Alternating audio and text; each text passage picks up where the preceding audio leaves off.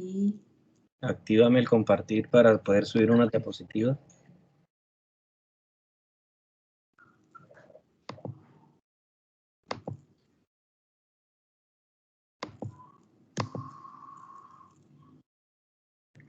listo. Sí, correcto. Vamos a ver. Todas las preguntas que tengan, pues las podemos ir escribiendo en el chat y ya luego después las vamos socializando con Arturo. Déjame ver. ¿Sí hay alguna imagen compartida?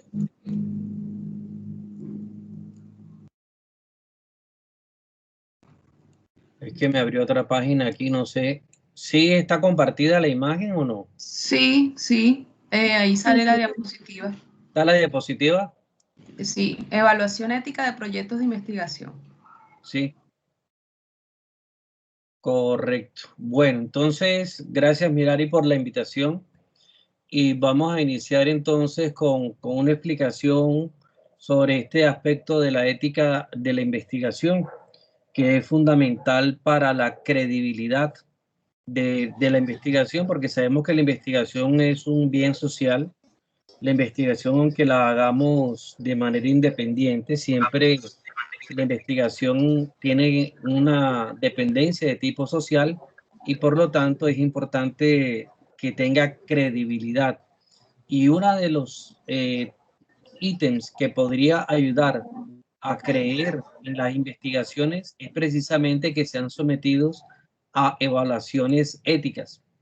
Y los equipos que se encargan de hacer la evaluación ética de los proyectos de investigación se llaman los comités de ética y de bioética de investigación.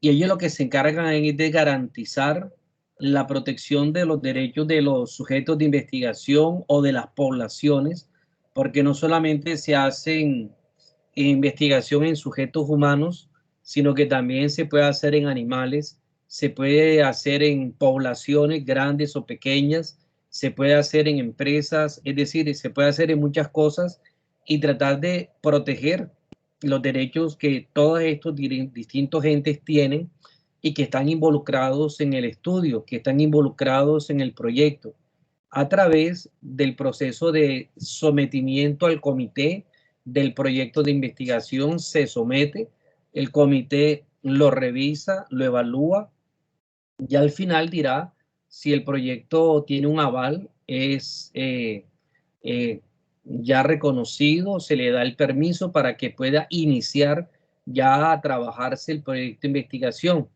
Lo más importante siempre es que el trabajo del Comité de Ética de Investigación está enfocado es en defender las personas, entidades, poblaciones que son sujetos de la investigación, previniendo de pronto cualquier daño que ellos pudieran incurrir durante el proceso de investigación. Yo les pido que si tienen alguna pregunta, por favor, vayan haciéndola inmediatamente. Me dicen, profe, esto, porque pues al final ya todo el mundo está cerrando, saliendo, entonces prefiero que interrumpan, que para mí no es ninguna interrupción, sino simplemente aclaraciones, ¿verdad? Entonces, ¿cuál es el propósito de los comités éticos de investigación? Cuando nosotros evaluamos un proyecto o un protocolo, así se le llama científicamente, un protocolo de investigación, desde el punto de vista ético es proteger a los sujetos participantes en dicha investigación, en su dignidad, en su seguridad, en sus derechos, en el bienestar. Pero adicionalmente, el comité de ética está protegiendo a los investigadores de posibles equivocaciones que podrían traer consecuencias para ellos. Estaríamos protegiendo también las instituciones, llámese una universidad que termina siendo responsable de una mala praxis de un grupo de investigación de esa universidad, porque en última la que tiene que responder es la institución, y también de alguna manera protegemos a la sociedad, porque el comité de ética representa a la sociedad, es decir, nosotros velamos para que aquellas personas de la sociedad que se vinculan a la investigación como sujetos de investigación o las comunidades sean protegidas y tengan alguien que las proteja. Entonces, básicamente ese es el propósito de los comités de ética. Esta parte vamos a pasarla con ustedes, no es importante. Las personas que pertenecen al comité de ética son personas que tienen distintas especialidades, por eso los comités de ética son interdisciplinares, son comités, son interdisciplinares. Allá hay epidemiólogos, hay expertos en bioética, en metodología de la investigación, hay médicos, hay un abogado, hay un químico farmacéutico, un representante de la comunidad. Y en el caso de que se vaya a trabajar un tema que de pronto no tengamos un experto, supongamos en algo de biología, en la recolección de flora y fauna para poder hacer, no sé, algún medicamento, etcétera, pues invitaremos en su momento a algún biólogo, algún ingeniero químico, alguien que tenga que ver con el área para que nos ayude en la toma de decisiones para poder evaluar si el proyecto es bueno o es malo. En eso nosotros acudimos a consultores externos para que en casos muy específicos podamos tener la visión de la persona. Si es un caso de fisioterapeuta y entre nosotros no hay ningún fisioterapeuta, pues invitaríamos al comité, le enviaríamos el proyecto para que lo revise, lo mire y que luego en el comité esa persona que sabe de esa ciencia, pues de esa disciplina, nos pueda decir cuál es su punto de vista, cuál es su parecer, etcétera, etcétera. Y en ese sentido los comités somos en ese sentido interdisciplinares. En los comités tenemos distintos formatos que se llaman guías operativas del comité, con las cuales nosotros funcionamos porque realmente tiene que haber como una reglamentación uniforme para, por ejemplo, el checklist de la presentación de un proyecto de investigación al comité de ética. Entonces nosotros tenemos un formato que es un checklist, todos los comités de ética donde dice tienen que presentar esto, tienen que presentar esto, esto y esto. Si presentan todo eso, es recibido para ser sometido al comité científico, al comité de ética de la universidad, ¿cierto? Bueno, pero algo muy importante que es antes de someter la aprobación al comité ético de investigación, el proyecto debe obtener antes la aprobación del comité científico y metodológico. ¿Cómo así? Es que antes de, cuando el proyecto llega ya al comité de ética es porque ha sido avalado por el comité científico y metodológicamente ha sido aprobado. Es decir, que el comité de ética se centra básicamente es en lo ético. Por eso el primer requisito que un comité de ética le pide a un proyecto de investigación es que presente el aval del comité científico, pues de la universidad o del programa, donde da constancia de que científicamente tiene mérito científico, tiene validez científica, tiene validez metodológica, etcétera, etcétera. Entonces, muchas veces allí ¿cómo se llama? El comité científico hace correcciones, metodológicamente se hacen correcciones, se devuelven hasta que ya está satisfecho el comité científico y metodológico y entonces procede a entregarles el aval. Entonces, cuando ya ellos tienen el aval, envían al comité la documentación que se requiere y entre esas, el primer documento que se pide es el aval del comité científico y metodológico para saber que está bien desde el punto de vista científico y desde el punto de vista metodológico. Por eso en toda universidad tiene que haber ese comité científico que haga la revisión científica, la validez científica, si tiene mérito científico, porque a veces hay mucha investigación basura, lo que llaman investigación basura, que es más de lo mismo, que no aporta nada, socialmente no tiene ningún valor, lo que ellos proponen conocer, realmente eso ya se conoce, y si hay algo que no se conoce, pero que no tenga ningún valor social, pues ¿para qué gastar dinero? Porque de todos modos se está gastando un dinero, ya sea de la universidad o del Estado, en una investigación que es investigación basura. Pero eso lo define el comité de investigación, donde dice, bueno, es una investigación que verdaderamente proyecta aportar esto, quiere generar conocimiento, etcétera, etcétera. Nosotros no nos ocupamos de eso. El comité lo que pide es que ya llegue a nosotros eso aprobado. Por eso la resolución 8430 del año 93, en el artículo 6, dice que debe realizarse la investigación en seres humanos con los siguientes criterios. Cuando se tenga la autorización del representante legal de la institución, de la universidad, de la institución donde se va a realizar la investigación, si va a ser en una clínica, en una IPS, etcétera, tener la aprobación de que ahí se va a hacer eso. A veces hay convenios, docencia de servicio entre universidad y algunas IPS o clínicas. El consentimiento informado de los participantes, si amerita consentimiento informado, porque a veces hay investigaciones que no necesitan consentimiento informado, como es, por ejemplo, la revisión de historias clínicas. Cuando se hace la revisión de historias clínicas, no se necesita el consentimiento informado. ¿Cuándo necesita consentimiento informado? Cuando usted interviene al sujeto de investigación, así sea para hacer la encuesta. Cualquier encuesta que usted le va a hacer a la persona, tiene que pedirle a través de un documento que se llama consentimiento informado, la aprobación para responder eso. Y esas encuestas deben ser anexadas en el proyecto de investigación. Ahí tienen que estar los instrumentos que van a utilizar, que vamos a hacer unas encuestas. ¿Dónde están las encuestas? Se devuelve el proyecto porque no vinieron las encuestas.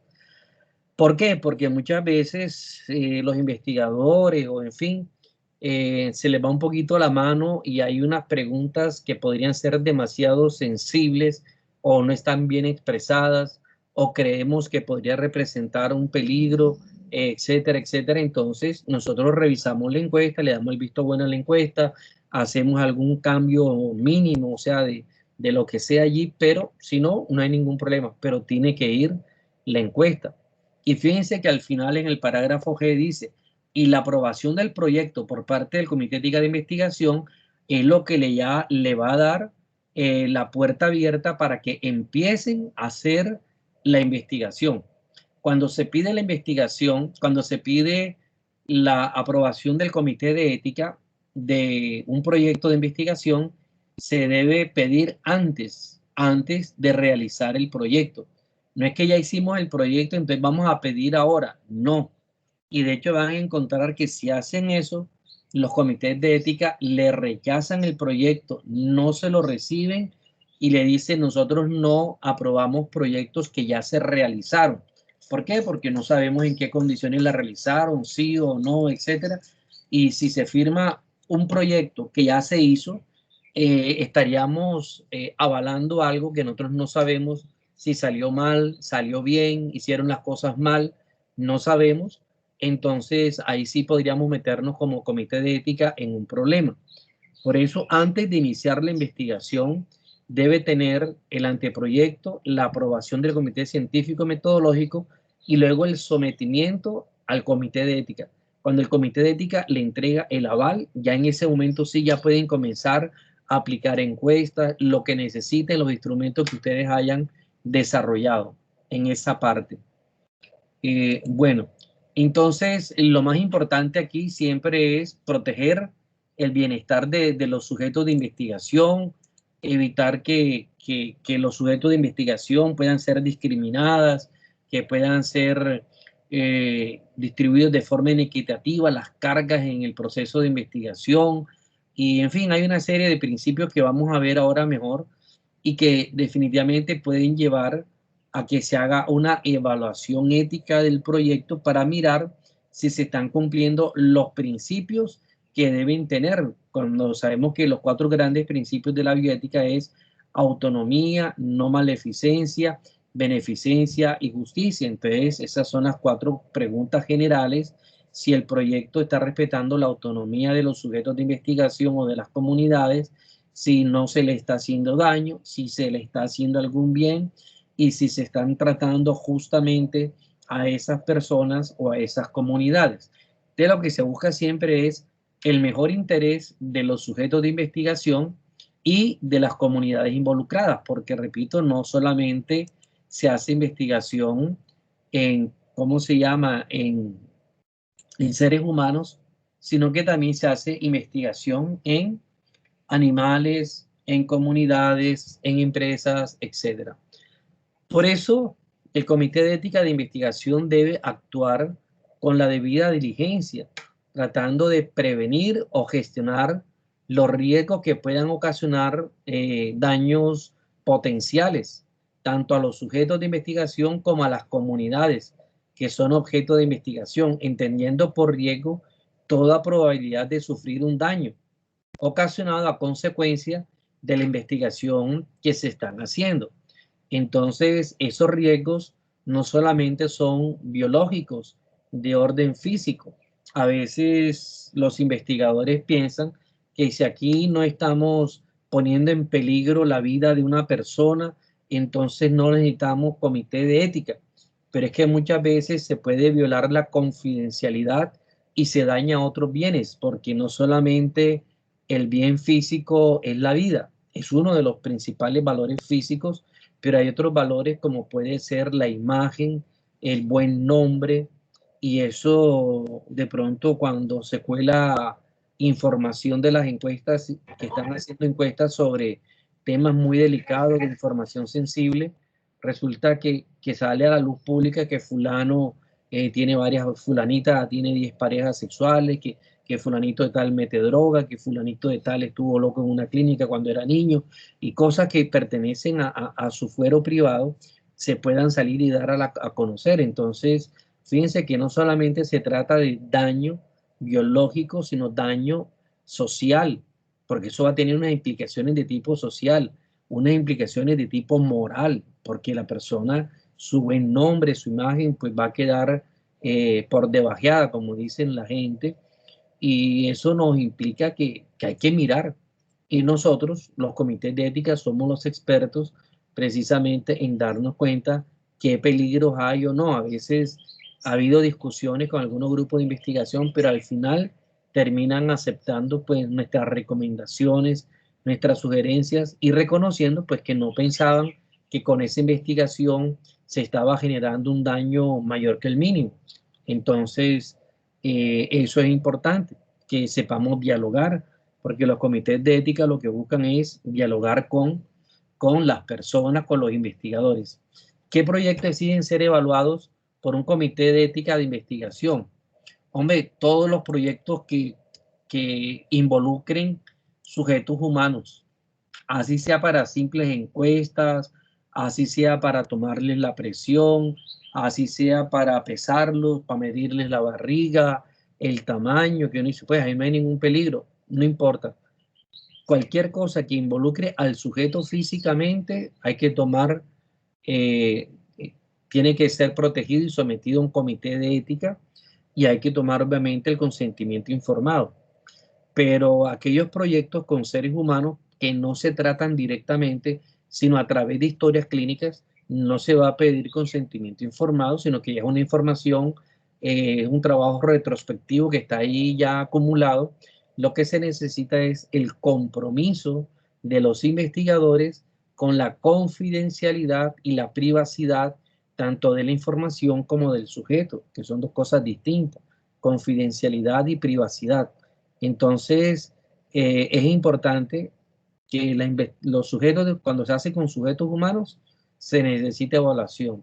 También los proyectos de ciencias sociales y humanas, las investigaciones sociales, psicológicas, que pueden significar un riesgo para la población, donde se hacen encuestas, se hacen entrevistas, donde se recopila una serie de información. Es importante también que eso tiene que tener unos criterios éticos. ¿Por qué? Porque pueden dañar a una comunidad. Por ejemplo, en alguna tribu se hizo una investigación y unas cosas que eran muy propias de ellos acerca de la endogamia, etcétera, no sé qué. Después eso llevó a unos problemas de tipo social con las comunidades vecinas. Otra tribu que, que en una investigación revelaron información delicada de las tribus, de algunas prácticas internas de ellos, fueron comunicadas en el informe final y las tribus obviamente que están en contra de eso porque hacen parte de sus conocimientos ancestrales. Entonces, fíjense que que eso tiene que tener. El otro día un proyecto de investigación para hacer con la Sierra Nevada, ya hace rato, los investigadores decían, no, pero si nosotros vamos a hablar es con ellos, eso no. Y mira, es que el solo hecho de entrar a la Sierra Nevada, tienen ustedes que pedir permiso al resguardo indígena, porque ustedes son personas que no viven allá y pueden llevar enfermedades. El solo hecho de tener que ir allá y hablar con ellos, tienen que estar vacunados con esto, con esto, con esto. Tienen que tener aprobación de la parte de los resguardos indígenas, tienen que tener aprobación del mamo superior allá de esa comunidad, etcétera. Eso no es así sencillamente. ¿Por qué? Porque ustedes van a estar allá y van a estar viendo, si es investigación social, del comportamiento de los hombres, de las mujeres, de los niños, prácticas que ellos tienen. Y si ustedes van a buscar un tipo de conocimiento, pero ven otro, ustedes deben respetar eso y ni siquiera mirarlo, ni tomar apuntes de eso, ni nada, porque no es parte de su investigación. Y lamentablemente hay investigadores que han hecho eso y se han metido en problemas y han metido en problemas a las instituciones donde ellos estado. Fíjense que los proyectos que usan datos personales y de comunidades pueden afectarlos directamente. No estamos hablando directamente con la persona, pero sí son datos, como decíamos ahorita, de los dos casos, ¿no? De la historia clínica, de datos de comunidades, podrían afectar directa o indirectamente a esas comunidades o a esas personas. Necesitan ser evaluados. Los que utilizan datos genéticos, todas las investigaciones que utilizan datos genéticos, proyectos que utilicen animales bajo algunas circunstancias, eso tiene que tener revisión de un comité de ético. Proyectos de cualquier sector de la ciencia que causen un impacto, entonces tiene que ser sometido a un comité de ética. Por ejemplo, parte del medio ambiente, todo eso tiene que ser sometido. ¿Cuál es el impacto ambiental sobre el derramamiento de aguas residuales de tal empresa? No sé qué. Proyectos que involucran organismos modificados genéticamente, lo que se llaman los transgénicos, y los proyectos en los cuales se participan con poblaciones especiales porque son vulnerables, por ejemplo, menores de edad, las mujeres, personas que están metidas en instituciones, como pueden ser personas de ancianato, personas con enfermedades mentales, presos, hospitalizados, ancianatos, la embarazada, pues los adultos mayores, todos ellos tienen que ser evaluados por un comité de ética. Eso no se puede pasar por encima. Entonces, hay mucha gente que cree que el único proyecto de investigación que hay que pasar son los de salud. Quiero hacerles una pregunta hasta allí. ¿Tienen alguna inquietud hasta el momento? ¿Hay alguna pregunta, alguna observación? Buenas tardes, doctor. Buenas tardes. Mucho gusto, Aida Ferrer. Gracias, Aida. Yo soy la profesora de bioética Muy de los bien. estudiantes de sexto semestre. Yo creo que acá hay algunos que están. Una pregunta me llama un tanto la atención.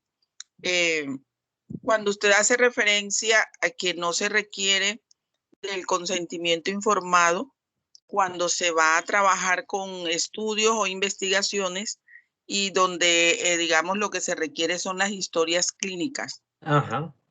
Ya, no quisiera, me hiciera el favor de aclarar al respecto. Si nosotros miramos dentro de, por ejemplo, de los registros, los estudiantes, yo les manejo un tema que tiene que ver con el manejo de registros en fisioterapia. Uno de ellos son las historias clínicas.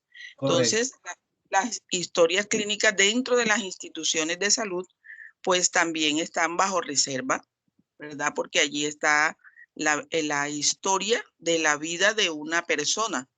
Correcto. ¿Ya? Entonces, como usted pues muy bien lo ha explicado, prima dentro de las investigaciones pues es el tener, digamos, presente es el resguardar la vida de la persona, la dignidad de la persona. Entonces, quería que usted por favor me, digamos, ampliara, porque aquí pues estamos también obteniendo nuevo conocimiento. Ok, Cuando mira. usted hace referencia al punto de no usar el consentimiento informado para estudios que están relacionados con el uso de historias clínicas. Correcto, eso está claramente definido. ¿Por qué? Porque no hay un contacto directo con con el paciente y sobre todo que ya estamos hablando de una investigación retrospectiva. Vamos a mirar cuántas personas de tales edad llegaron con incapacidades, no sé qué tipo de incapacidad, etcétera. Entonces ustedes cogen, ¿qué será? En las historias clínicas con algunos criterios de inclusión y de exclusión, de 18 años, no sé qué, o si es población infantil, etcétera, hacen sus variables y ustedes cogen las historias clínicas y en la historia clínica sacan la información.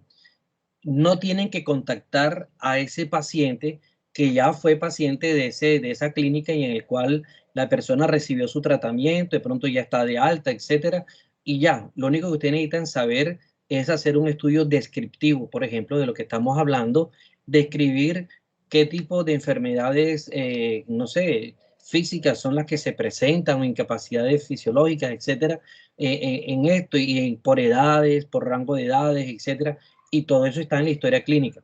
Usted no tiene que llamar a esa persona de la historia clínica, oiga, mira que aquí vamos a revisar su historia clínica. No, eso no. ¿Por qué? Porque no están tocando directamente a la persona. Los investigadores son los que tienen que firmar, oigan bien, los investigadores, y eso hay un formato que se llama el formato de confidencialidad y de privacidad. ¿Qué significa eso? Que los investigadores, el grupo de investigadores, todos tienen que firmar ese formato que debe existir en la universidad, que debe ser creado por el Comité de Ética de Investigación, en el cual se comprometen a reservar, a mantener en reserva los nombres de las personas de las hojas de las historias clínicas. Ustedes nunca van a anotar Pedro Pérez ni nada, sino mujer, persona de sexo femenino, 18 años, no sé qué, etcétera. Listo. Es decir, están guardando ahí la privacidad, el nombre de la persona. Y lo que se enteren del tipo de enfermedad nunca podrá asociarse a ninguna persona, porque ustedes lo que están sacando es el dato en bruto. ¿Para qué? Para poder hacer la descripción de todos los tipos de enfermedades que llegaron, no sé, del 2000 al 2002, por ejemplo, en Baranoa, no sé, en algún lugar específico, y hacen esa descripción. No tienen que hacerle consentimiento informado a los dueños de esas historias clínicas.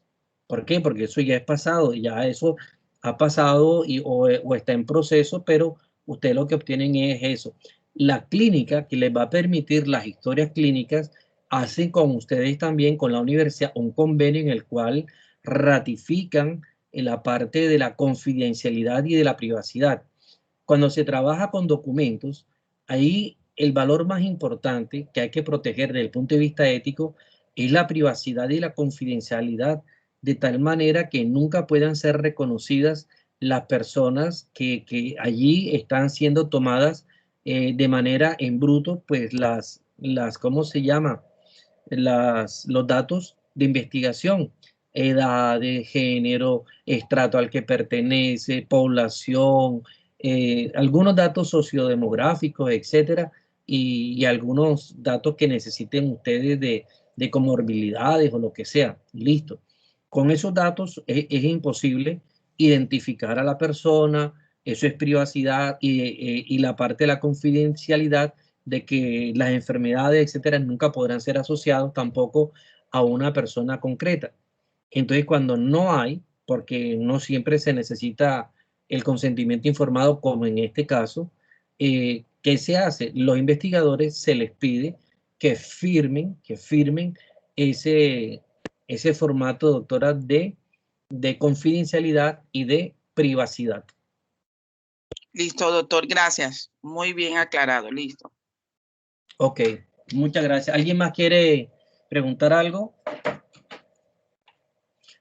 Si no, seguimos entonces. La resolución por la cual en Colombia se está regulando, pues, todo lo que es investigación en salud, lamentablemente es una resolución bastante vieja todavía, es la 8430 del 93. Imagínense todo el agua que ha pasado debajo del río Magdalena desde el año 93 hasta el año 2021.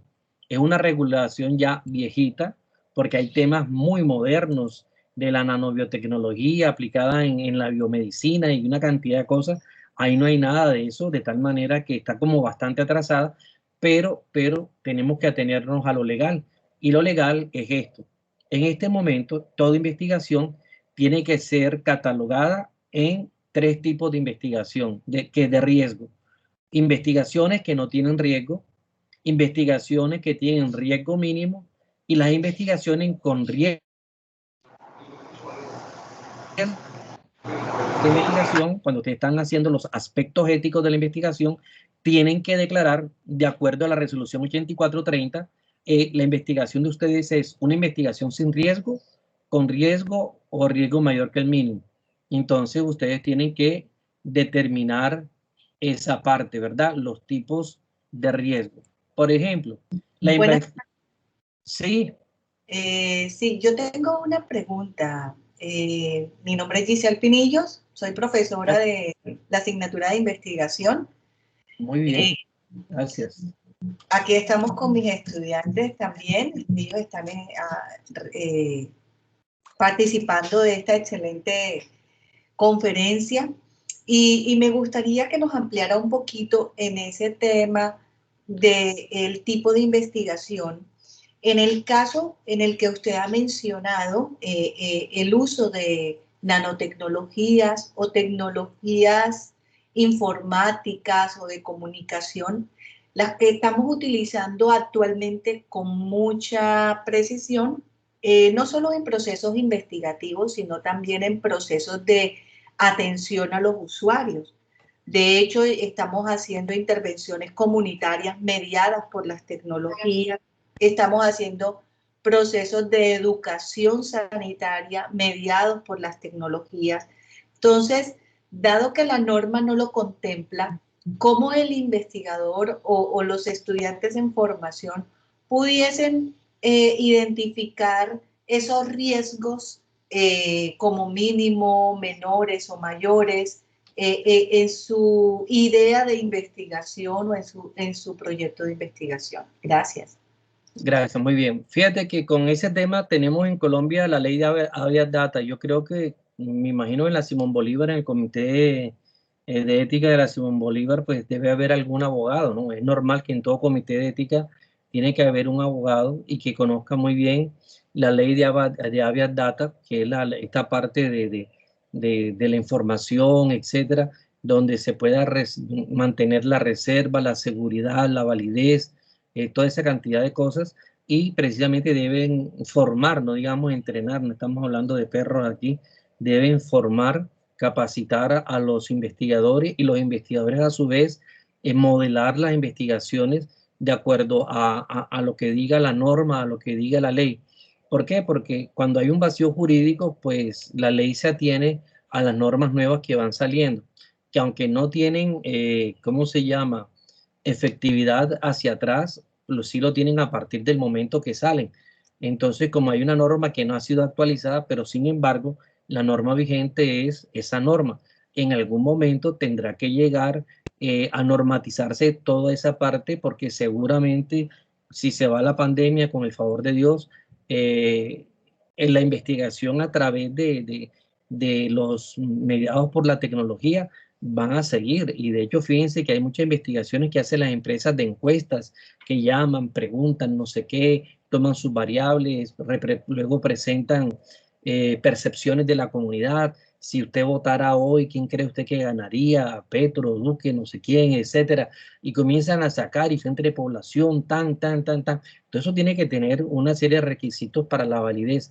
Así como aplica para ese tipo de cosas, también tiene que aplicar para la parte de investigación sin riesgo. Yo lo remitiría al comité de ética de ustedes allá, que el abogado pues les haga una, no sé, una capacitación, ¿no? Normalmente siempre se hacen capacitaciones de parte del comité de éticas y los investigadores para que estén como al día en las cosas.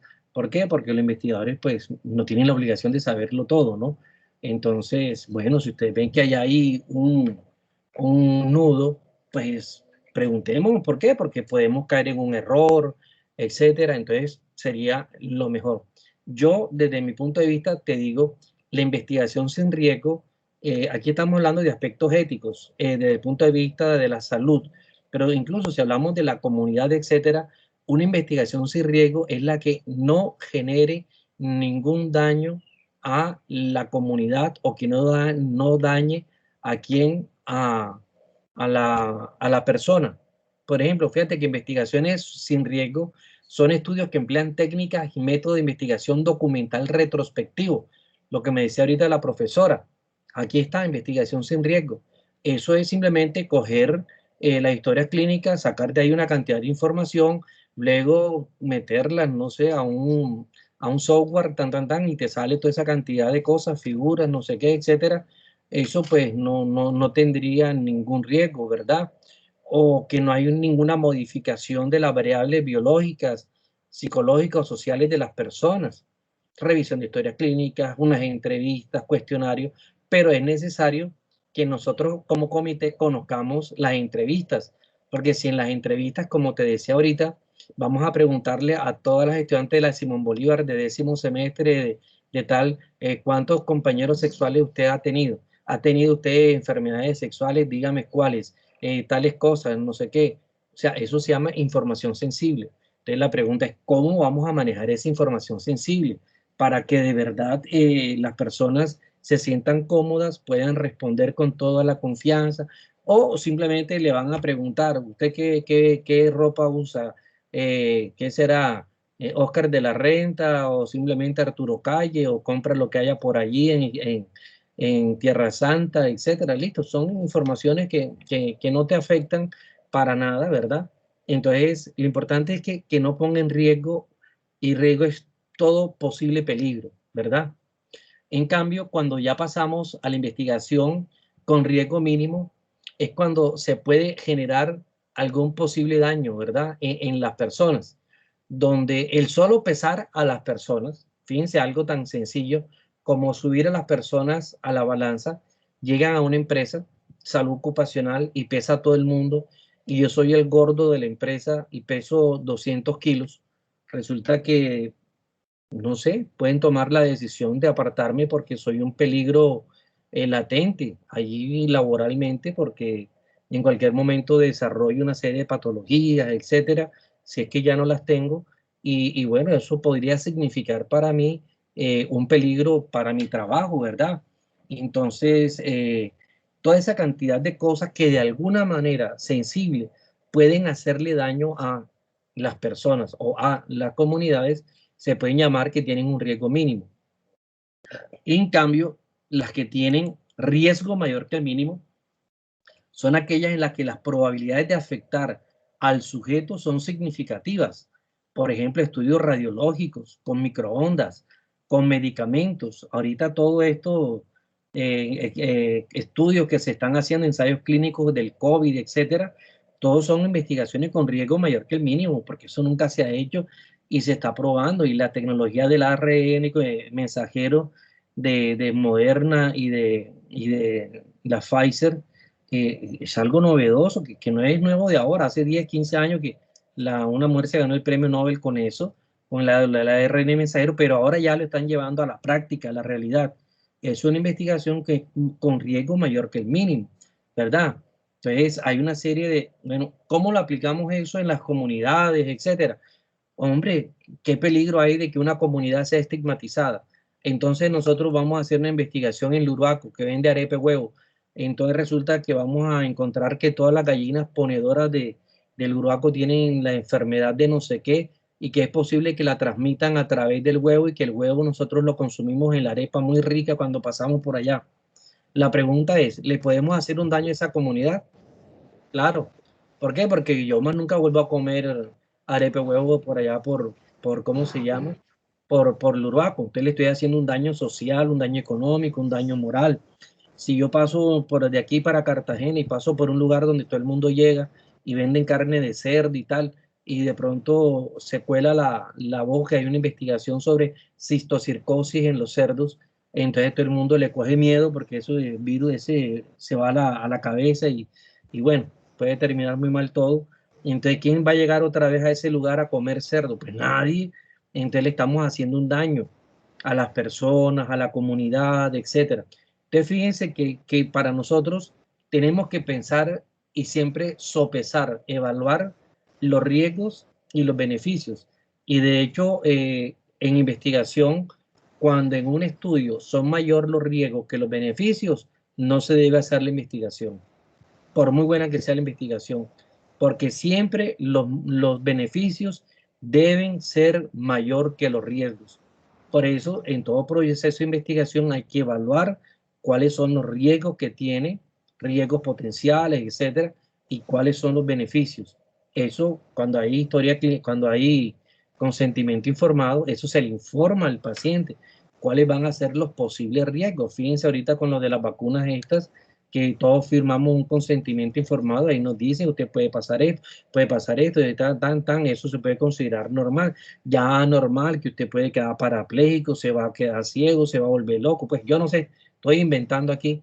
Entonces, miércoles, pero eso es muy poco probable, menos del 1%, pero te están informando y tú eres el que tiene que consentir, firmas o no firmas. Entonces, fíjense que hay un riesgo mayor que el mínimo. De nosotros, tanto así como lo aplicamos en la salud, también en los trabajos de ciencias sociales, tenemos que aplicarlo. Entonces, me acuerdo alguna vez que alguien estaba haciendo una investigación en algún lugar de La Mancha sobre el pollo, la relación del pollo, la cantidad de hormonas y el problema de que la homosexualidad. Alguien se le dio por trabajar eso, entonces que entre más pollo comiera la gente, si tenía más hormonas, había la posibilidad de que la persona se cambiara de equipo. Entonces había más lesbianas, más homosexuales por el alto consumo de pollo. Entonces me acuerdo que el proyecto de investigación proponía que ellos iban a ir a los distintos supermercados en ese lugar de La Mancha, iban a entrar, no sé, a Jumbo y compraban un pollo, iban a Saba y compraban un pollo, y así a las grandes empresas donde venden pollo, Mercapollo, Pinky Pollo, lo que sea, y comenzaban a hacerle los estudios para ver qué cantidad de hormonas tenían los distintos pollos, poder decir al final de la investigación que los pollos de Jumbo son los que tienen más hormonas y que por lo tanto son dañinas, etc. ¿Creen ustedes que esa es una investigación con riesgo mayor que el mínimo o no?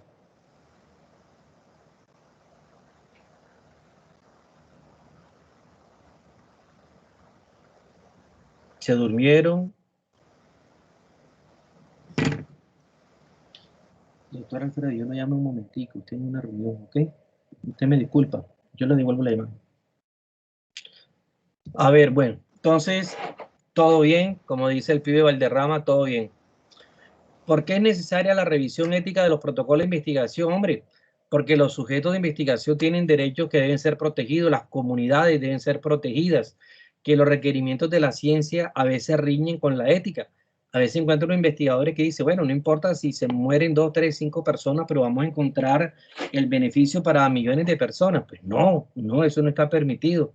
No está permitido. Un solo muerto es suficiente para parar una investigación, porque los sujetos de investigación son vulnerables y pueden ser dañados y pueden ser usados como un medio para un fin, porque los sujetos de investigación necesitan confiar en los investigadores, que si el investigador le diga, mira, el medicamento que le estamos dando a usted le está produciendo una baja en la creatinina, etcétera, etcétera, por lo tanto usted debe retirarse del proyecto porque no es candidato para seguir, están poniendo su vida en peligro. Entonces, debe ser la honestidad, la confianza en la base, es la base de la investigación. Lo que decía, la credibilidad. Eso nos lleva a que para salvaguardar los derechos de los sujetos de investigación, los comités éticos de investigación que deben evaluar los aspectos éticos del protocolo, revisar el mérito científico, el valor social y la validez metodológica. La miramos. Evaluar las competencias del equipo de investigación, evaluar cómo están reclutando y la selección de los sujetos de investigación. No, que vamos a coger puros negros. Y la pregunta ¿es solamente una enfermedad que le da a la raza negra?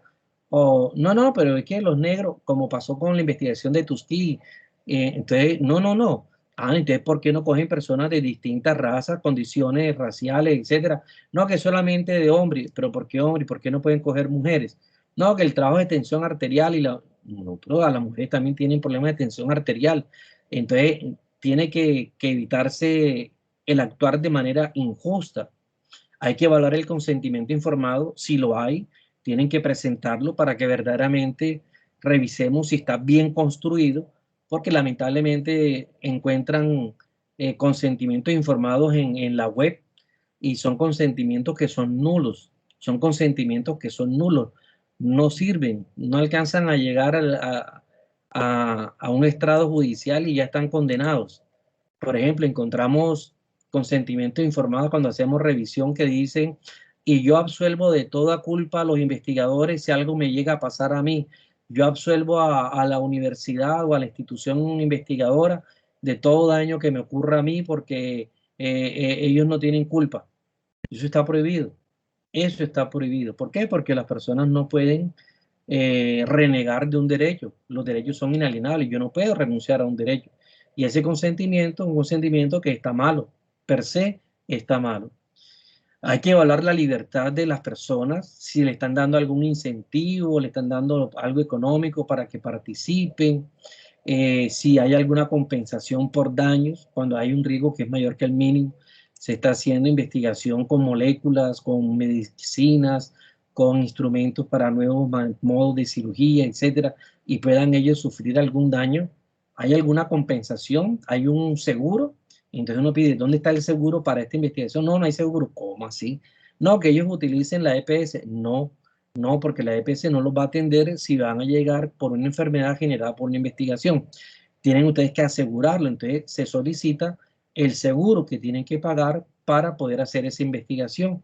Evaluar riesgo-beneficio, asegurar la confidencialidad, privacidad, verificar que no haya conflictos de intereses, es decir, que yo soy presidente del comité de ética, pero esa investigación la presenta la mujer mía, que es médica, entonces ella también, no, yo tengo que declarar mi conflicto de interés. Yo digo, miren, yo no puedo participar en esta aprobación, en esta evaluación, porque mi mujer es miembro del equipo. Entonces yo declaro aquí y presento una carta de conflicto de interés, y ese día el comité sesiona con 6, 5 personas sin mi persona, porque yo no puedo intervenir ahí. ¿Por qué? Porque tengo un conflicto de interés. O llega una investigación de laboratorio Pfizer y resulta que yo soy no sé qué, trabajo con Pfizer aquí en Barranquilla, pues obviamente que yo como miembro del comité de ética no puedo participar. Tengo que mandar la carta diciendo, mire, qué pena, no puedo participar ese día de la junta. Listo. Hay un momento en el proyecto de investigación que hay que escribir cuáles son las consideraciones éticas del protocolo de investigación, es decir, es la parte en la cual los equipos de investigación se comprometen a cumplir con los principios de ética de investigación. Para eso hay una cantidad de documentos como la Declaración de Helsinki, que es fundamental, la información de Belmont, está la Declaración de Nuremberg, etcétera, en la cuales ustedes van a decir, nos comprometemos con proteger a los sujetos de investigación, tal como lo dice la Declaración de Helsinki, etcétera, pero tienen que ir como muy enfocados en lo que es. Por ejemplo, si se van a hacer investigaciones en órganos, tejidos, productos de cadáveres, etcétera, buscar en qué parte de la resolución 8430 dice que nos comprometemos con el artículo tal del 8430 que dice que tal cosa, no sé qué, etcétera. Y que si la investigación se hace con mujeres en edad fértil, en gestación, hay también algunos artículos en esa resolución. Entonces no se trata de llenar eso como 3 hojas ahí de puras cosas de documentos de ética de investigación, sino directamente, si ustedes están haciendo investigación con animales, hay una cantidad de leyes sobre ética de investigación con animales, y ustedes sacan lo más importante, que van a estar tratados con todo el respeto, que va a tener un bioterio, que hay un veterinario que va a estar cuidándolo, que van a tratar de mantenerlos bajo sedación, anestesia, etcétera, o cuestiones para el dolor, para evitar en ellos cualquier sufrimiento, etcétera, toda esa cantidad de cosas. Entonces, los aspectos éticos ustedes van a ir en ese sentido, deben ser como muy concretos. En el caso ya de los estudios descriptivos, ustedes saben, ya se los han explicado más que de sobra, que este tipo de investigación lo que se hace es describir las características de la población que se está estudiando. Se centra más en el qué que en el por qué. Se centra no en explicar, sino en decir quiénes, ¿verdad? Eso es importante. Por eso el objetivo lo que hace es describir la naturaleza del objeto de estudio, personas, poblaciones, empresas, productos, sin centrarse en las razones por las que se produce el fenómeno. Entonces usted entra al supermercado y encuentra 3 vasitos negros y dice, mire, estamos probando una gaseosa, por favor pruebe este, pruebe esta, dígame cuál le gusta más. Entonces es que van a lanzar una nueva que se llama, no sé, Coca-Cola. Entonces le ponen la Coca-Cola y el Colcana. Entonces usted coge y dice, no, escogió la 1, listo. Entonces de ahí dice, mire, todo el mundo volvió a coger Coca-Cola. Este producto que era el 2 de nosotros, nadie le gustó. Y el otro, ¿qué pasó? Entonces, hay una muestra concreta de que el gusto de las personas o la percepción, etcétera, etcétera, son ese tipo de datos, pues lo que se está buscando. ¿Y qué es lo que se hace? Se describe el tema de investigación. No preguntarle al señor, ¿y por qué le gustó más este que este? No, es que este tiene un dulcecito. No, no, no, esa parte no va allí.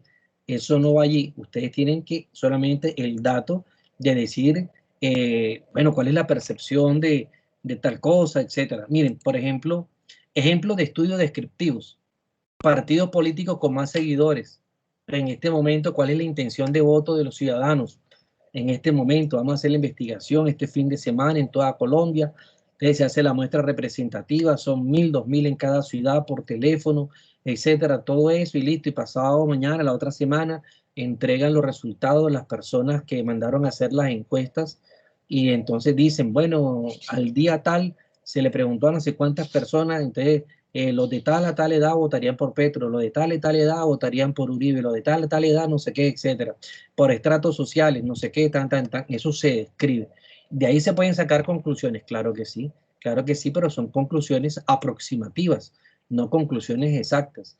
Entonces, fíjense que satisfacción laboral de una empresa, usted está contento en la empresa, etcétera, no el por qué está contento, sino está contento en la empresa, sí o no, está satisfecho con el almuerzo que le dan aquí porque está incluido, sí o no, etcétera. El número de fumadores de la población, las condiciones en las que viven determinados enfermos, la capacitación de los cuidadores de los enfermos. Entonces, hay unos enfermos que necesitan de cuidadores, Alzheimer, etcétera.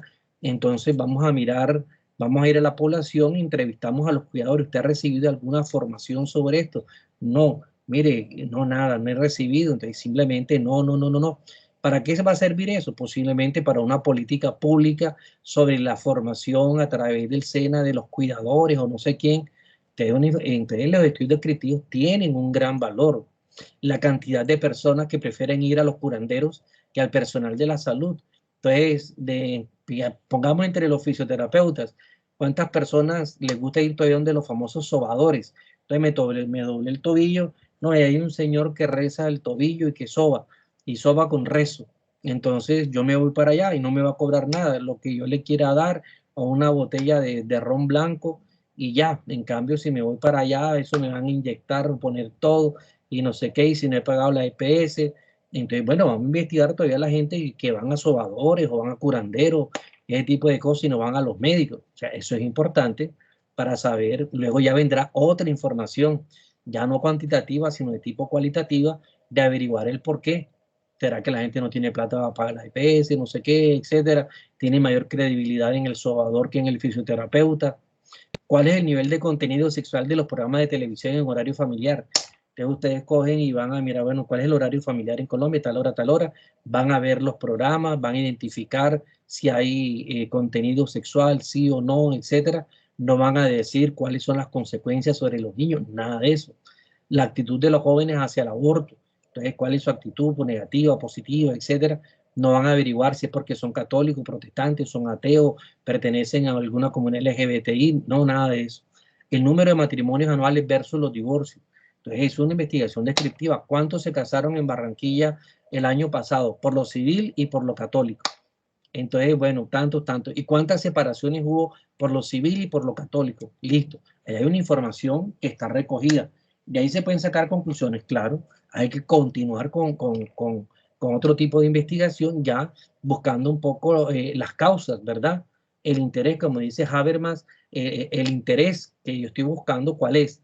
Conocimiento e interés. Es una obra de Habermas muy interesante que nos ayuda a entender un poco este campo de la investigación, cuando hablamos de que cuando hace una investigación uno tiene un interés, ¿qué es lo que quiero saber? Un conocimiento cuantitativo, luego algún cualitativo, o investigación que mezcla ambos, tanto cuantitativo como cualitativo, etc. el número de matrimonios, bueno, ya cantidad de pacientes atendidos por un hospital de distintas patologías, distintas edades, distintos estratos sociales, todo ese tipo de cosas.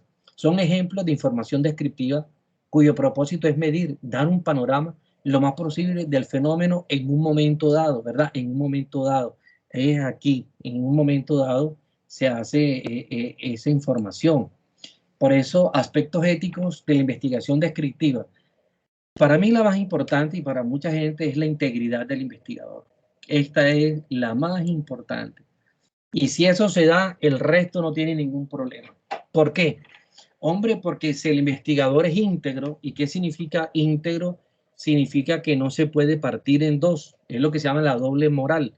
Entonces, si el investigador si se da cuenta que los resultados son malos para el proyecto y que no se va a conseguir lo que se está buscando, se tiene que decir, qué pena, pero esta molécula no sirvió para disminuir la tos frente al mejor medicamento en el mercado. Por lo tanto, esta molécula no sirve. No, es que, miren, aquí hay una platica por debajo para que diga que sí, para sacar el proyecto y para sacar el producto, porque es más, ya lo tenemos hasta listo y envasado. Entonces, el investigador, que no es íntegro, recibe un dinero, cambia los datos y presenta una cosa que es equivocada. Entonces, ofrecen un producto al mercado que no es válido. ¿Por qué? Porque hay en el mercado productos que son mejor que eso. ¿Pero qué faltó allí? Pues la falta de la ética, de la integridad del investigador. De ahí se derivan cosas como, ¿qué es importante? La objetividad de los datos. Los datos que se obtuvieron son datos que tienen que darse. No se pueden sesgar los datos, no se pueden ocultar los datos. Mantener, como digo yo por aquí abajo, no esconder información cruda porque afectaría el estudio. Entonces a veces hay información que no ha sido procesada todavía y uno ve por ahí por encimita que ya eso da como para que esta investigación se caiga. Entonces mejor dejamos tal centro comercial que no, entonces no hagamos eso, porque es que ahí ya percibimos de entrada de que se van más para el otro lado. Entonces no nos interesa. Entonces dejamos información cruda, es decir, sin procesar, sin tabular, porque nos puede dañar lo que el patrocinador nos está pagando. Que hagamos el proyecto para ver cómo sale. Entonces, fíjense la objetividad de los datos, la confidencialidad, la privacidad de la información, el consentimiento informado cuando haya lugar, evitar todo posible daño personal y poblacional, balancear beneficios y riesgos, siempre los beneficios deben ser mayores a los riesgos, la veracidad de los datos recolectados y entregados, obtener autorización y trato justo con las comunidades, cuando se va a trabajar con comunidades, por ejemplo, negras o asiáticas, etcétera, y ellos tienen sus asociaciones, hay que pedir permiso, porque hay que respetar las personas, las etnias, la cultura, para evitar toda discriminación, estigmatización, y eso es importante, tener la autorización del gran jefe acá de las comunidades negras, no sé, en Barranquilla, que habrá varias, pero la mía está ubicada en el barrio tal, en el barrio Mequejo, no sé dónde, el barrio La Paz. Entonces allá funciona más el comité tal de afroamericanos. Entonces yo le pido permiso allá y al líder de acá les tengo que explicar y no sé qué, y yo tengo que tener el aval de ellos, el permiso para poder hacer esa investigación allí. Ellos me dirán, está prohibido que haga esto, que pregunte esto, que esto, ustedes qué quieren aquí, y ya, y así le darán el permiso, no le darán el permiso. Entonces, son aspectos éticos como no revelar información, no revelar información. Alguna vez unos investigadores que se metieron en unas comunidades indígenas comenzaron a darse cuenta que ellos tenían unas prácticas donde la sangre de la menstruación de las mujeres, su primera menstruación, que era la menarquia, cogían trapos, recogían la sangre y la sembraban en el campo donde ellos cultivaban, porque eso era signo de fertilidad. Y resulta que en la información que ellos sacaron a la luz pública y que no era relevante para la información, pero como quisieron dar la chiva, la costumbre que ellos tenían, pero los demandaron a ellos y a la universidad. Eso pasó en Estados Unidos y eso es muy delicado. Entonces uno no debe sacar cosas que vayan a afectar ni los conocimientos tradicionales, los conocimientos ancestrales, sus culturas, una serie de cosas. O sea, uno tiene la investigación, por ejemplo, en antropología, son investigaciones muy delicadas hasta dónde pueden llegar. Entonces, uno tiene que saber manejar los bordes, el borderline que llaman los gringos, para no pasarnos de la raya y caer en una situación que es antiética, ¿verdad? Entonces, ¿cuáles son los principios básicos de la ética de investigación? Ser aprobado por un comité de revisión ética, comité de ética, que tenga mérito científico, validez científico, que tenga un valor social, que para las comunidades sirva algo, mantener la confidencialidad, evaluar riesgos y beneficios, consentimiento informado, ausencia de conflictos de interés, el informe veraz de los resultados, la denuncia, si sabemos que hay cosas que no están bien hechas, hay que denunciarlas, etcétera. Y luego Ezequiel Emanuel presenta más o menos en otro cuadro los 7 requisitos para que un ensayo de investigación sea ético. Valor social o científico, que ya lo dijimos, la validez científica, que es la metodológica, la selección equitativa de los sujetos de investigación, cómo eligieron a los sujetos de investigación, por qué escogieron a estos y no a otros, la razón del riesgo-beneficio que sea favorable, evaluación independiente de parte del comité, el consentimiento informado y el respeto por los sujetos de investigación, ¿verdad? Que no haya daño ni personal, ni social, ni psíquico, ni moral, ni social, etc. Esos son como los requisitos de que para que haya evitar la mala conducta científica. ¿Por qué? Porque eso es lo que le quita credibilidad a la investigación, fraude, experimentos que no son reproducibles. Alguien lo hizo tal y unos pares científicos lo quieren hacer y no les da. ¿Por qué? Comienzan a averiguar y resulta que no, que efectivamente se dieron cuenta que era un fraude, que era mala conducta ética y que científica, y que lo más importante es la integridad científica. Bueno, eso es entonces la ponencia que quería hacer con ustedes, y no sé, abro a preguntas un rato ahora para alguien que quiera preguntar, no sé.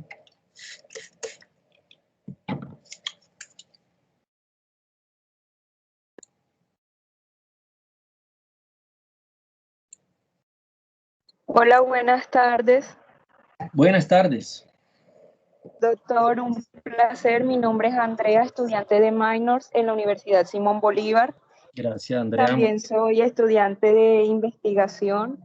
Quería realizarle una pregunta, doctor. ¿Qué procesos se podría llevar a cabo o cuál sería la manera más ética de realizar las investigaciones con menores de edad? Bueno, ese es un tema bien importante y gracias por la pregunta.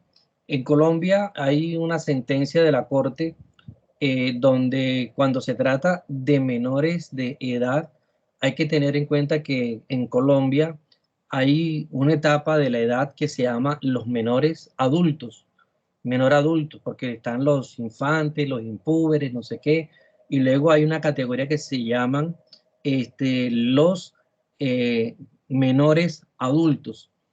Esos menores adultos están comprendidos entre las siguientes edades: niñas de 12 a 18 no cumplidos y niños de 14 a 18 no cumplidos.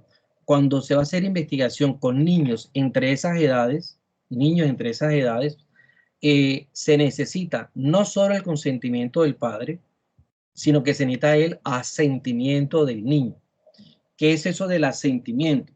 Es algo que es muy poco conocido, que hay que pedirle al niño, al joven, porque ya un muchacho de 18 años no cumplidos, le falten 6 meses, un año, ya es un hombre, ya hoy en día puede tener hasta hijos si es caso, pero de todos modos, mientras tenga la condición de la edad, a esa persona hay que pedirle, a no ser que ya esté emancipada de sus padres, una persona que ya vive independiente, que está casada, etcétera, bueno, ya eso es distinto, pero mientras no esté emancipada, y sus padres tienen que dar el consentimiento informado, y el joven, niño, tiene que dar su asentimiento informado.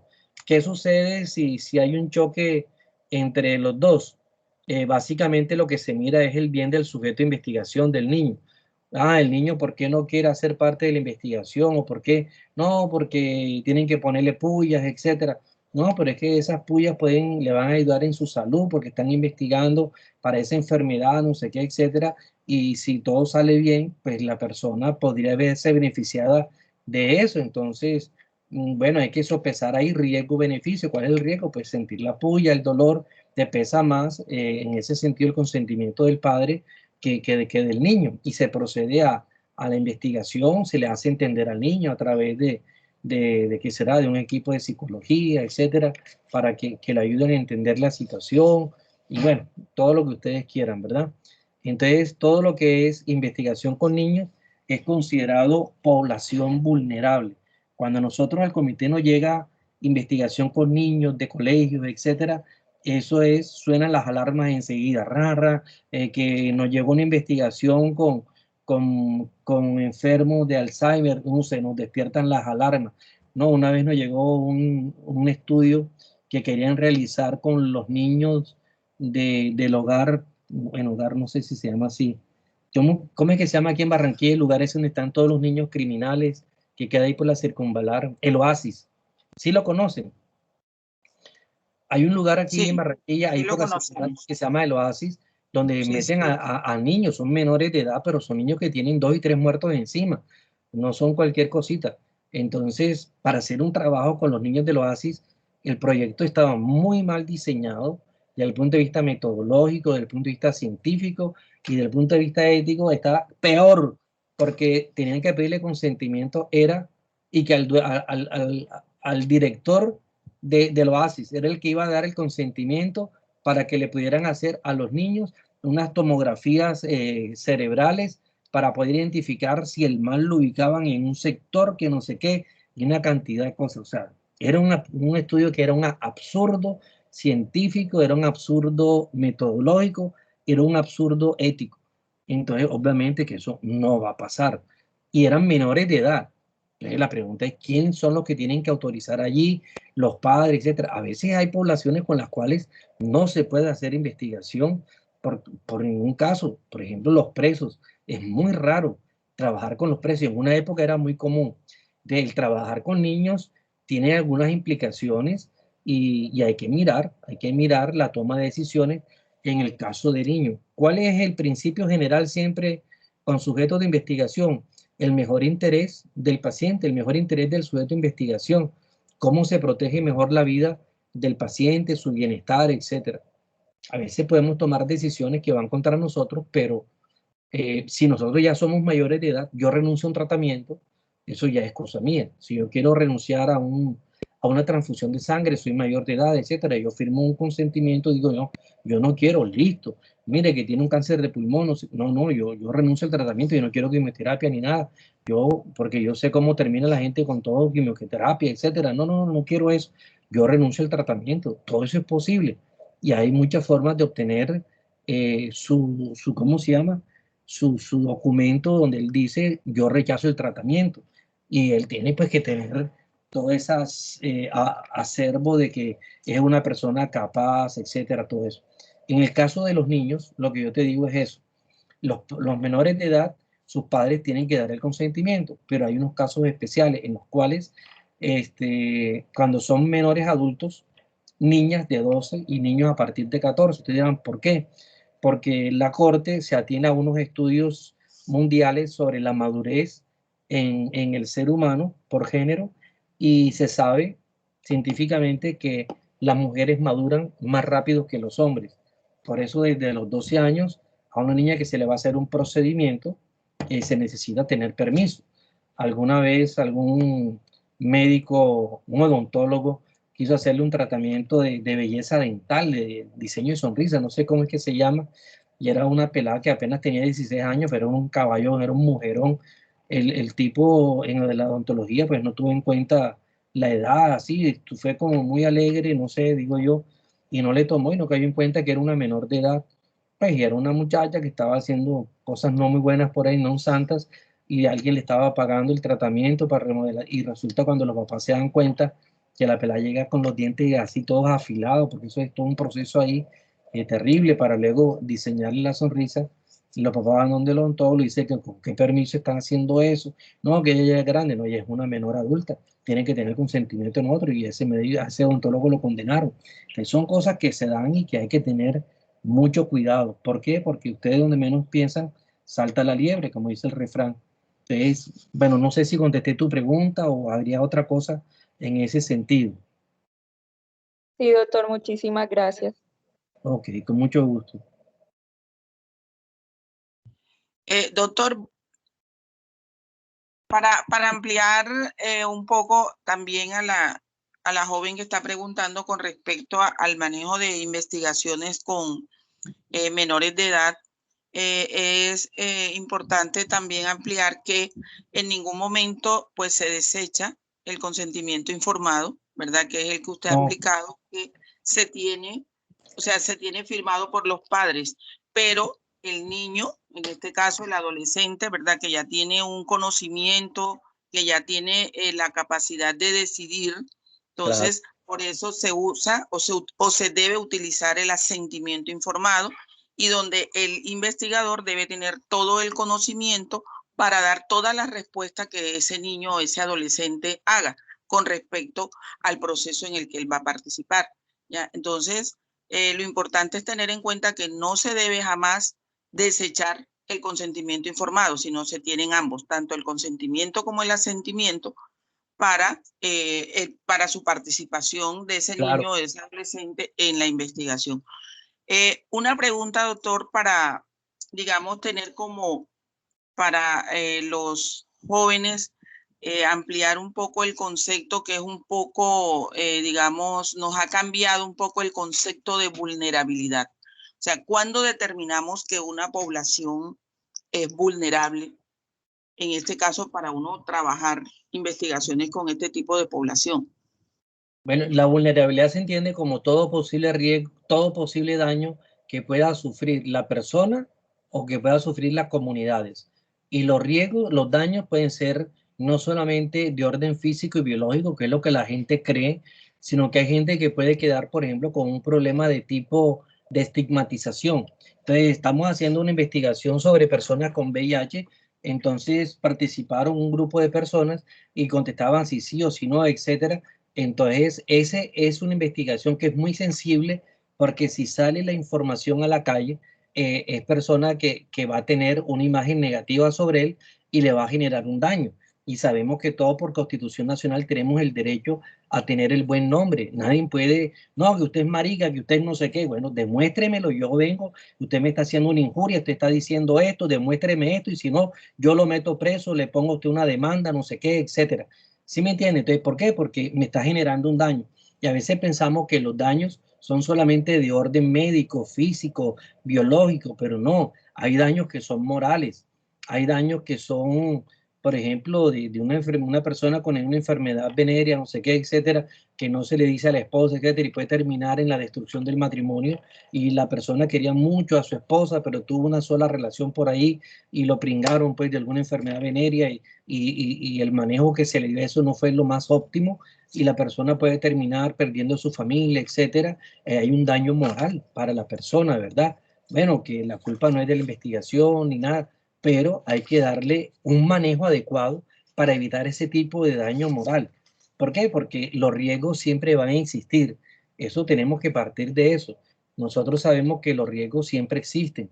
No existe lo que se llama el riesgo cero. Siempre hay un riesgo. Pero a veces, si tenemos el riesgo es del 1%, la pregunta es, ¿no podríamos disminuirlo al 0.5%?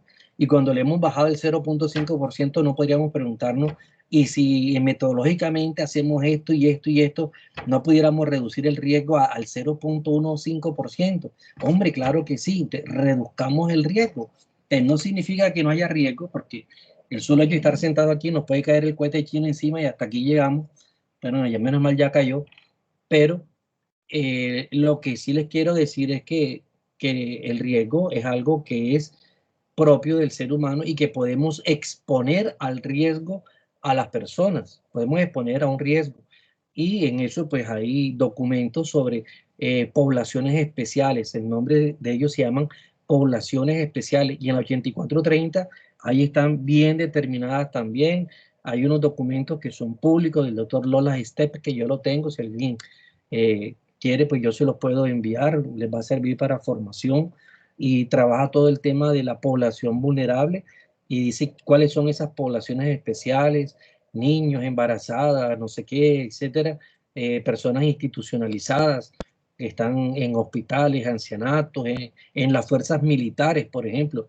En una época se hacía investigación con los militares. Simplemente sacaban a los soldados que estaban allí de guardia, vengan para acá, un paso al frente, saque la mano derecha, le inyectaban algo, no sabían qué era, chao, regrese, si se siente mal, venga, aquí hay un médico que los atiende, y van a decir, o sea, era una época en que eso era orden, adelante, mar, con los militares, no. Hoy en día con las personas institucionalizadas, así sea con soldados sanos o con ancianos sanos, eso no se puede hacer sin tener su consentimiento. Por eso las épocas de bárbaras, épocas, ya eso pasó. Entonces, hoy en día, a partir de la Segunda Guerra Mundial, de los cosas nazis, etcétera, y bueno, toda una cantidad de cosas, ya hoy en día eso ha mejorado. Entonces, la vulnerabilidad es todo riesgo que podamos incurrir con el sujeto de investigación, si les ponemos a riesgo. Y pueden haber cosas que no sean tan riesgosas, otras que sean un riesgo mínimo y otras que no, que sean un riesgo mayor que el mínimo, las más delicadas.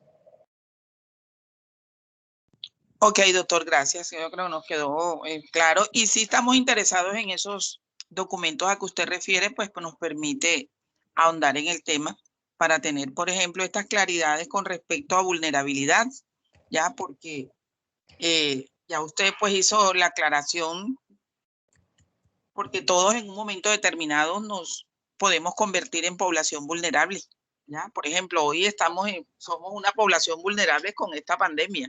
Correcto. Entonces, era importante hacer la claridad. Otra preguntita, doctor. Perdón, siempre ahí hay le puse mi correo. Digamos, ok. Le puse mi correo. Ah, ok. Otra pregunta, doctor. Siempre hay que demostrar, digamos, el beneficio para el sujeto que hace parte de una investigación. Por ejemplo, cuando la profesora Giselle le hacía la pregunta y usted ubicó dos ejemplos, por ejemplo, si hacemos una investigación allá en Luruaco, ¿verdad? De pronto, si nosotros nos preguntamos, ya es un tema pues que tiene que ver con salud pública que está afectando a una población ya en general, por ejemplo, de que si las arepas de huevos estén contaminadas y está de pronto muriendo la población no solamente allá en Luruaco, sino más de todas aquellas personas que pasamos y consumimos allí. Por ahí, correcto. Ya, porque es un sitio casi turístico, por así decirlo, de probar las arepas de huevo del Luruaco, ¿verdad? Pero si vemos que se hace ahí, usted ponía el ejemplo de que no debemos hacer investigaciones cuando hay un mayor riesgo ya para mostrar sus resultados, ¿no? Fue lo que logré captar. No. Sí se puede hacer investigación. Lo que hay que tener es cuidado de que no se filtre los resultados de investigación, porque sí es bueno averiguar, porque resulta que cuando han llegado a Medellín, pasajeros que van de Barranquilla para Medellín y comen cosas en algunos lugares por allí, cuando llegan allá ya hay 2 o 3 o 4, y epidemiológicamente eso es muy significativo, tienen cistocercosis, es una enfermedad que da el cerdo. Entonces comienzan a investigar en los distintos comederos que hay de aquí hasta allá y se dan cuenta que hay un lugar donde hay una alta prevalencia de la enfermedad en los cerdos, etcétera. O sea, esa investigación no está prohibida. Esa investigación se puede hacer. Lo que tiene que tener cuidado es en la parte de la información, que es lo que necesitamos. Si es salud pública, tenemos que informar a las personas responsables directamente de los cerdos, llegar con el ICA, vacunación, no sé qué, etcétera, hacer campañas de tal manera de proteger a la población de los daños. Pero la idea es que no salga al público la información, de tal manera que hay que manejar eso con dedos de seda, como dice. Hay que manejarlo con los dedos de seda, con guantes de seda, ¿para qué? Para que la información no sea dañina, pero tenemos que proteger la población. Entonces, no sé, hablar con la población, con la gente propia de allá y decir, bueno, durante un tiempo no van a ofrecer carne de cerdo, ofrezcan bollo, chorizo, otra cosa, pero no van a ofrecer esto mientras terminamos de investigar esto, de vacunar los cerdos, sacrificar los cerdos que no puedan, etcétera, etcétera. Y eso ya se le da un manejo interior, ¿verdad? Para proteger la salud pública. Pero lo que yo digo que lo que está prohibido es cuando cuando la investigación se filtra y hace daño a la comunidad. Entonces, no es que esté prohibido hacer esas investigaciones, no, al contrario. Si esas son las investigaciones que hay que hacer para ver qué peligros. Por ejemplo, qué peligros tienen los celulares de producir cáncer en el cerebro. Hay muchos estudios de eso. La pregunta es, bueno, ¿dónde están los resultados? Y cuando están resultados que son positivos, ¿quién se atreve a presentarlos? Es mucho más el poder de las grandes empresas de teléfono que el poder de la salud pública. Pero hay que hacer las investigaciones. No, la cantidad de onda electromagnética que producen, por ejemplo, las antenas estas que tenemos de Tigo, de no sé qué, alrededor de nuestras casas. La pregunta de qué tan radiado estamos nosotros y esa radiación cómo nos afecta, porque nosotros somos líquidos. El tanto por ciento de nuestro cuerpo es puro líquido y esas radiaciones descomponen, hacen que el agua en nuestro interior, en sangre, en los líquidos, haya alteraciones también y puedan producir enfermedades. Bueno, todo eso tiene que saber y luego eso tiene que llegar la información a donde tiene que llegar y luego ya ponerse en políticas públicas donde tienen que tomar las determinaciones, es decir, las antenas tienen que estar alejadas de los lugares, etcétera, etcétera, una serie de cosas, pero bien hechas las cosas de tal manera que no digan ahora, no, entonces yo no compro Tigo, yo no, es que yo no compro pollo en sábado porque salen o compro pollo y no sé qué, no, porque eso ya estamos afectando a la gente, ¿verdad? De las investigaciones, repito, hay que hacerlas, pero lo que hay que tener es cuidado de que no se vaya a ver la filtración de información, porque entonces ahí sí estamos dañando la imagen, la reputación, etcétera, de personas que podrían demandar, aunque sea verdad. Usted dice, no, es que es verdad, sí, es verdad, pero usted no tiene el derecho porque se ha podido hacer de otras maneras. Entonces se pueden hacer recomendaciones, y hemos tenido casos de estudios de ganado allá en Sabana Larga, no sé qué, con ciertos tipos de enfermedades, no sé qué, etcétera. Se toma la información y luego se le dice a los ganaderos, mire, está pasando esto y esto y esto, tenemos que hacer esto, para beneficio de la comunidad, y ya listo. Ahí se quedó y ellos colaboran, cooperan, etcétera. Y para hacer el trabajo con el ganado, ellos tienen que dar la autorización para poder extraerle la sangre de tal lugar a no sé qué, al ganado y todo eso. Ellos son los primeros interesados. Entonces, fíjense que sí se puede hacer investigación. Lo que hay que hacer es saber hacerla, no afectar, no dañar. Recuerden el principio de la bioética, el de no maleficencia, no malefacere, no hacer daño. Y el daño no solamente físico, puede ser psicológico, moral, social, etcétera. Eso es lo que hay que evitar y ese es el riesgo y esa es la vulnerabilidad de un grupo o de una persona. Ok, doctor, gracias. Muy bien, bueno. Tengo una reunión ahorita a las 4 ya con mi universidad, así que entonces no sé si vamos terminando.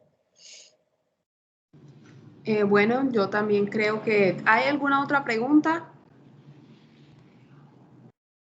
Bueno, entonces muchas gracias por compartir con nosotros todo tu conocimiento.